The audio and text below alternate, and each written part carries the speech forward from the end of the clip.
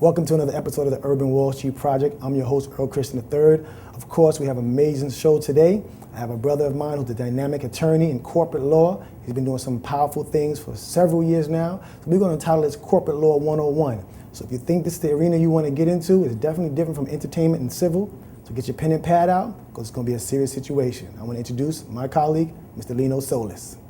My brother, welcome to the show. Thank you, Earl. Appreciate it. And it's been a minute. You know our schedules conflict. You're a busy Absolutely. attorney. I'm a busy producer, but finally we're here in your offices at Hard Fox LLP. That's so right. The first thing I want to ask, we're going to title this Corporate Law 101. Sure. There's a lot of individuals, want to get into law school, whether they're young African Americans, Latino. Yep. We're doing it for people around the world. Absolutely. And so we want to inspire and educate people and give them some sound, valid, valuable, and invaluable advice and suggestions when it comes to getting into the arena of law, and particularly corporate law. Absolutely. So Lino Solis, Esquire, when did you know corporate law or law itself is what you wanted to do? Well, for me, it goes back to when I was in the Bronx growing up. I grew up in the Soundview area of the Bronx. Great place to grow up. And I was in high school actually at the time and took some pre-law classes. And there was this whole piece for me when I was in high school with respect to, law. What is the law, right? My dad had a book in our home called, it was a Reader's Digest book called You and the Law. And I remember as a kid looking at that book and trying to, figure out the different sections of law in that book: contracts, real estate, insurance, et cetera, and just kind of flipping through it as a kid. And I remember at some point when I was in high school and, looking at that book and just analyzing where I was going to go with my life, that I realized that I wanted to know this mysterious thing called law, and I wanted to focus on that. And I think that my dad's sort of desire to learn and read and having that book at home was a major inspiration for me.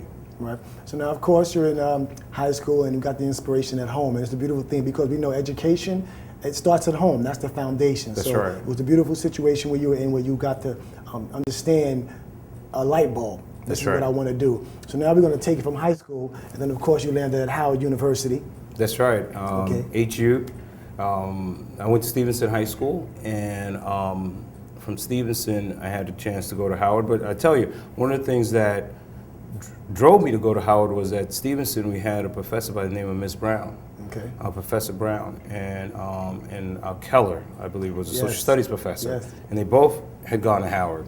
And their influence of not only staying in high school and then going to college, and more particularly going to Howard, to me it was a major influence in my life. And I think that's where I got my first introduction to Howard University, from Professor Brown and Professor Keller. And it's very important that you say that, and I really appreciate it, because I think a lot of times, high school students, they don't realize how valuable and how priceless some of the suggestions they're getting from their administrators or their teachers, and they just look at it as, what am I going to do with this, or they just saying that because they're a teacher. Right. And it's important for them to know that these are individuals who have come before you, and they can definitely lead you in a good path. So it's good to hear that you were inspired, at the high school level, inspired enough to hold on to that and maintain it, and really take those words of wisdom from them to the next level. Absolutely. So now we get to Howard University, the mecca of black intelligentsia, the way we see it.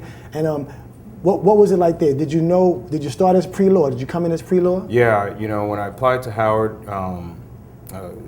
right out of high school, I had applied to Howard, and I knew that I wanted to do law and business. I mean, that was, two key elements of certainly my growing up in the Bronx. And I remember applying, and my first application was denied, so I didn't get entry. But I went to school here in the city, but I had a desire to get to Howard, so I applied the next year and got to Howard. And when I got there, I went straight for it.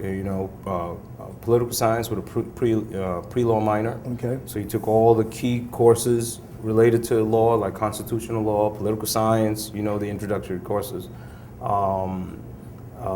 Some additional sort of logical thinking courses. There was a sort of a logic class that would help you sort of, it was a prerequisite in the political science division, arts and sciences. And that sort of helped you with your thinking, etc.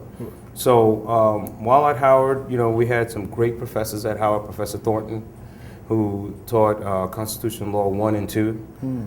Professor Brown, who taught Introduction to Political Science. and a host of other professors that sort of gave us the vision to think outside of our four corners. And I grabbed onto that. And you were there. Yes. That's where we met. Yes. And a host of other people. If we started naming them, we would go on forever. Forever. But that was an exciting place for me. And that's a beautiful situation. So we're going to take a break, and then we're going to come back, and we're going to talk about some of those memorable moments at Howard, 1 or 2 points of inspiration that really has helped you and propelled you in the arena. We're going to talk about this business of corporate law. So Sure. Stay tuned. We'll be right back after this. Thank you.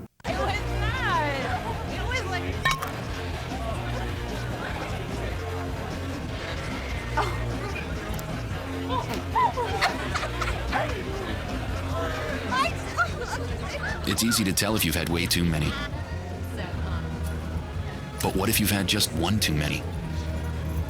Buzz driving is drunk driving.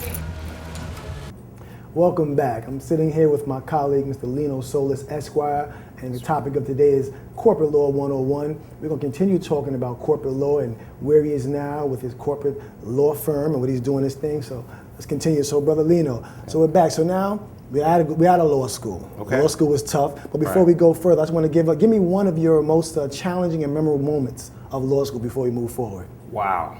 One of my most challenging and memorable moments was when my partner and I, my study partner, we wanted to learn entertainment law at the time, right? And so we were trying to set up some internships. And so the school didn't have internships at the time for entertainment law, so we said, how do we create one? Right. So we walked over down the street from the law school to Def Jam Records. Okay. And walked into the legal department and said, we want to set up an internship. And the lawyers there at the time looked at us like we were half crazy, but they said, you know what, you guys have enough guts to show up here at our doorstep unannounced and ask for an internship.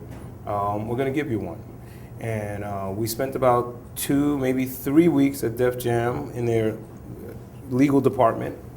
And then from that, they were able to sort of augment our internship by giving us another firm by the name of Diamond Time at the time, Okay. where we learned how to sample and clear samples and how that all worked.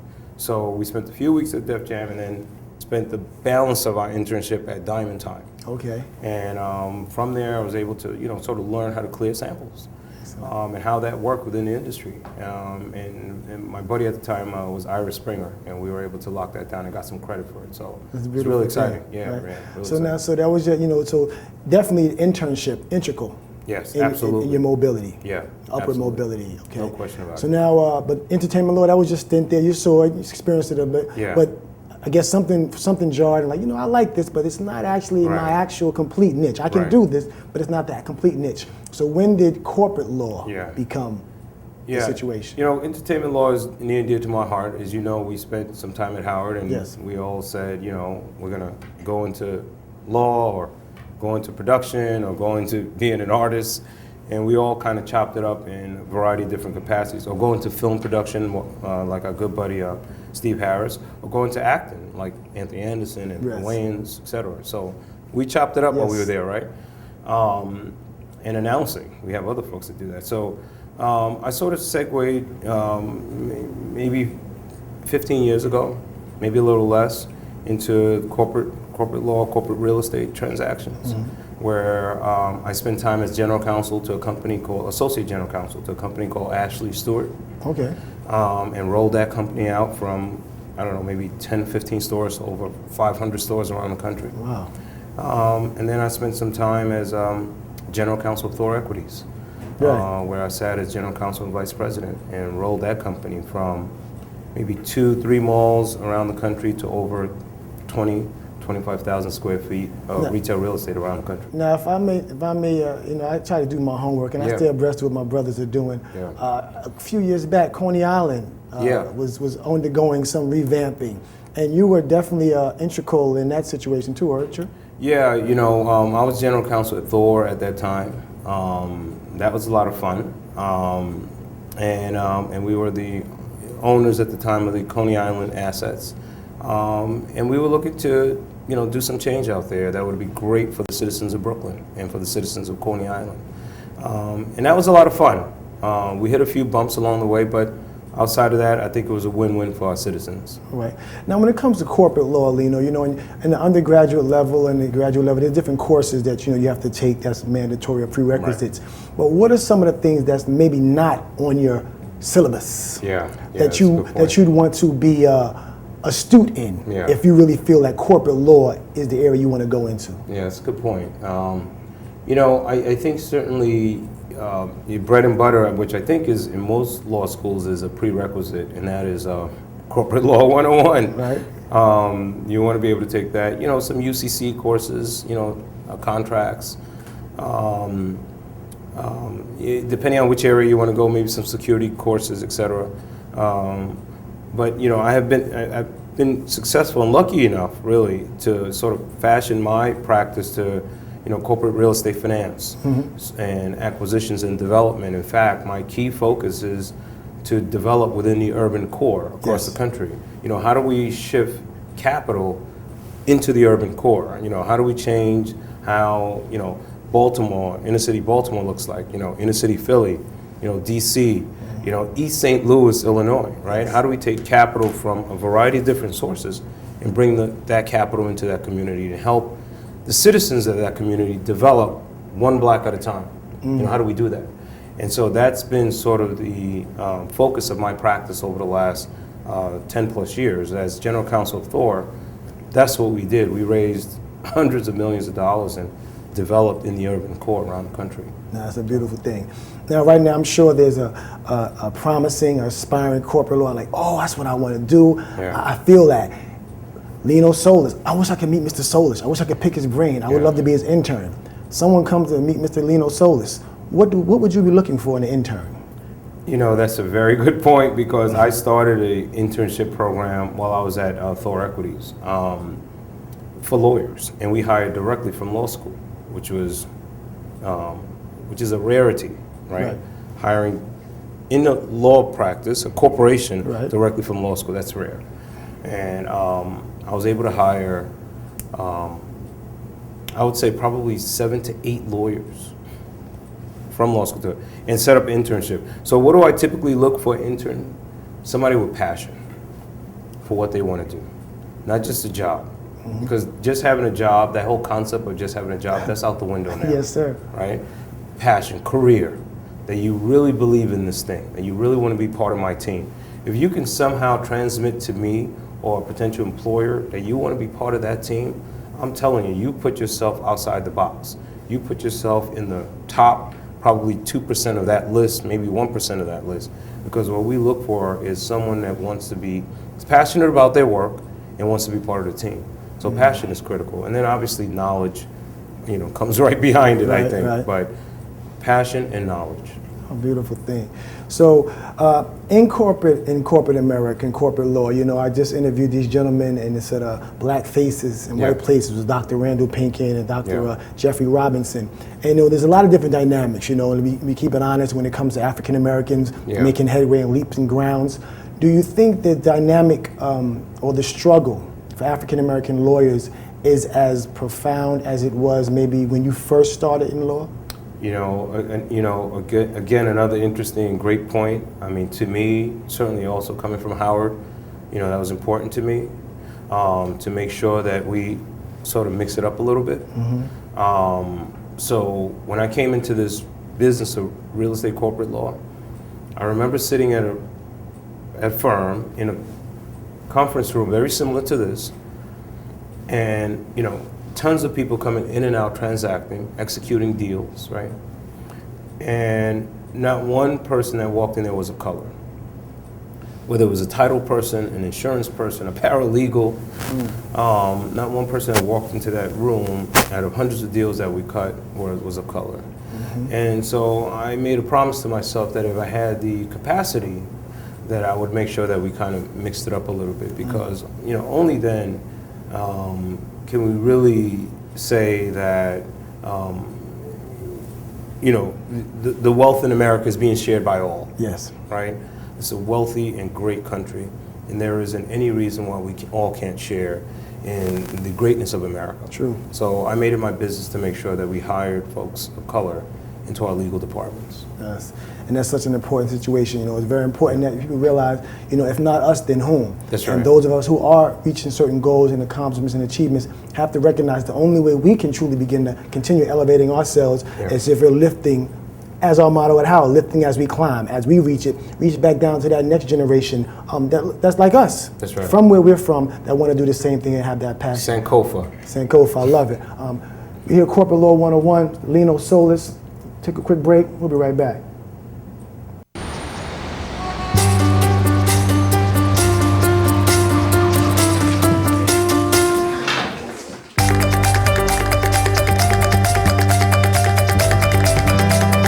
Big dreams and good grades aren't enough to get into college.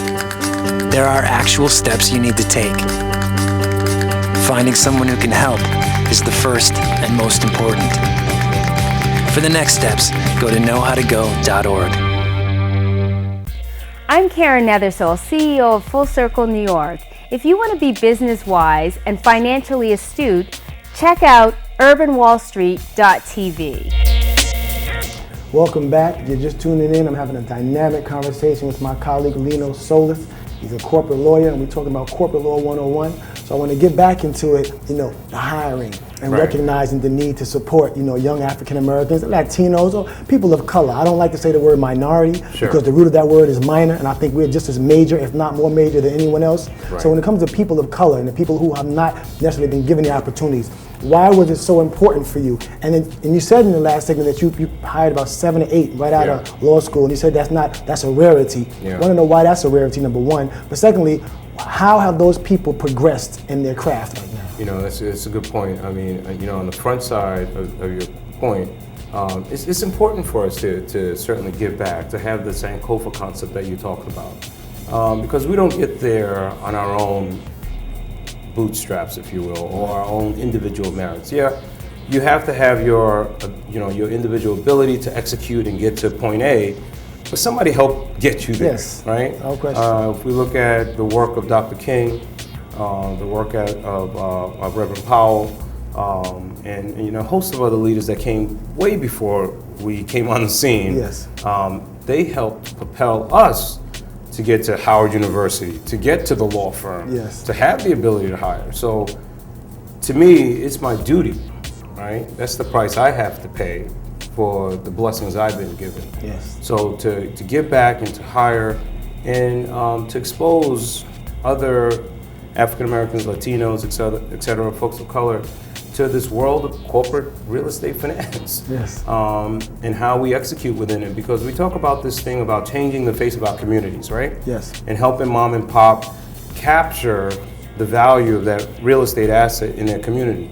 Well, if someone is not going into the outer boroughs that maybe looks like these folks and help them to capture the wealth that they're holding, then we can't truly impact our communities the way that we want to impact our communities.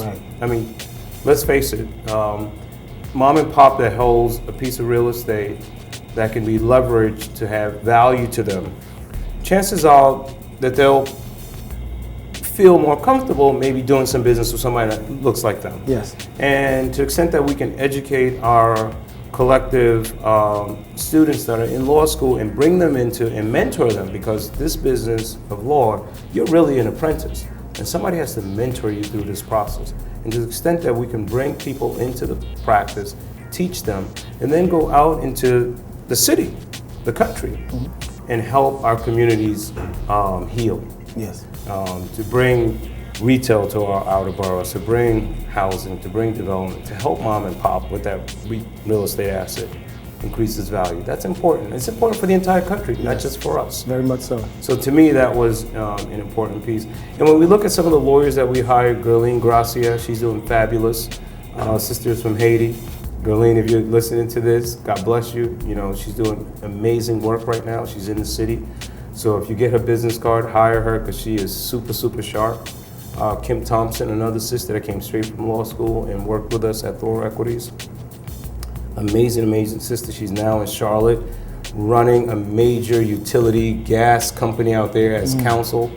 Marissa Harrison, who's another lawyer who's at CPEX, doing some brokerage and some other transactions. Avery Reed, who's down in Miami, doing amazing stuff. Beautiful. Greg Borak, that guy, he's rocking and rolling. Colleen Morgan, who's over at L&M, doing amazing development.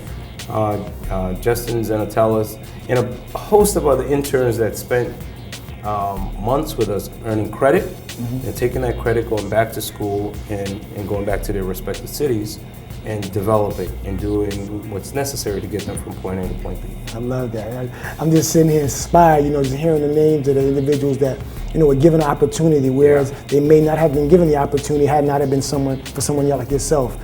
So now you've done some amazing things in your past and your present, and you've allowed some other people and guided other people to do some amazing things that's not just benefiting them and benefiting the world at large. And I think that's when we really win, when we're doing things that's not going to benefit us, but when we can benefit us and benefit the larger body, that's when you're really seeing change, and you're about something much larger than yourself. Yep. Now, you've done millions of things for people. You've made millions of monies for companies.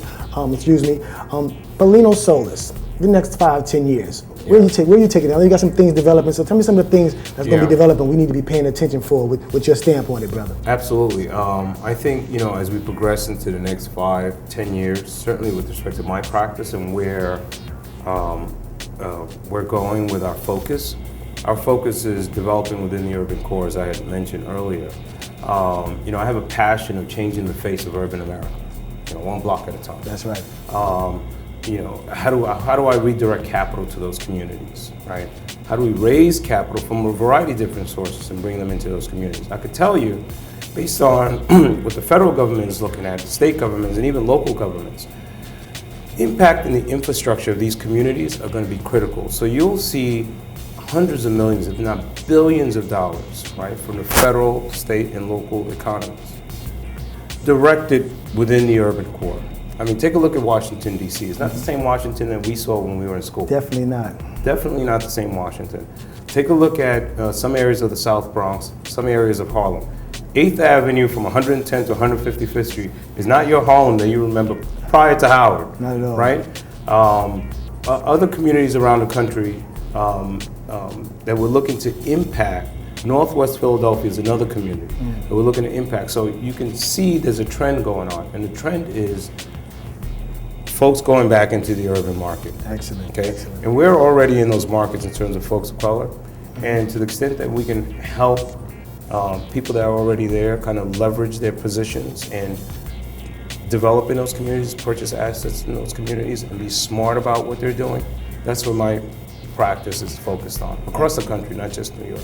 So before we get out of here, Lino, I got about 30 seconds. People watching, I'm sure they appreciate it, and the value is priceless. But I want you to talk to my aspiring corporate lawyers or lawyers, the top 3 things they need to know and prepare themselves for. This is the arena they want to step into. First and foremost, I would say to young folks out there, go to high school, go to college. Okay? You must go to high school, go to college. You can't sit for the bar if you haven't gone to high school and you haven't gone to college. All right? That is something that I live by, and I try to influence every young person that I can touch. Go to high school, go to college. With that, find yourself a mentor. I think it's important for us to find a mentor that we can trust, that will give us advice, that would help sort of walk us through this apprenticeship process of becoming an adult. Because it is a weaning process. The fact that we graduate out of middle school or graduate out of high school is not the end of the road. Somebody needs to mentor you a lot longer than just high school. So find yourself a mentor in your space. Then I would say, and folks sometimes mix these two up, find a benefactor if you can. A benefactor is distinguished from a mentor. A benefactor is somebody that says, I'll carry your papers and I'll walk them in. Don't worry, you got me. Gotcha. Okay? If you could find yourself a benefactor, that's even better. Or certainly within the mentorship process, mentor and a benefactor. And work hard. Say to my young folks out there who are focused on this space that we're talking about, you got to work hard. You know, it's just not going to come just like that, right? I know we've heard it all before, Right. working hard, you know, et cetera. But I would say really work hard and be smart and be passionate about your work. Don't just show up for a job. You know, work in a space that you know you're going to be excited about. And I think that puts you ahead of the class. Excellent. My people watching, I hope you've enjoyed this segment. There's been a lot of major information discussed. The arena of corporate law is a beautiful situation. It's definitely one that we all need to be a part of and be aware of. It's for the sustenance and the upward mobility of our communities and communities at large. It's going to take hard work. It's going to take perseverance, passion, as you heard from Mr. Solis. But understand, anything that you want to have. You can accomplish it. If your mind can conceive it and you believe it, and you can achieve it. But it's not going to come easy. It's not going to come from hanging around or thinking about it. It's going to come from doing it. Nike's slogan is not just think it, it's just do it. So understand, anything that you want, you can do it. Surround yourself with the people that's doing what you want to do. Meet the people that's in the positions that you want to be in, and you'll be all right. I want to thank my guest, Mr. Lino Solis, for being a part of it. I love the mind and the information. As you know, I always say, be mindful, be prosperous, keep your head up. Till next time, peace.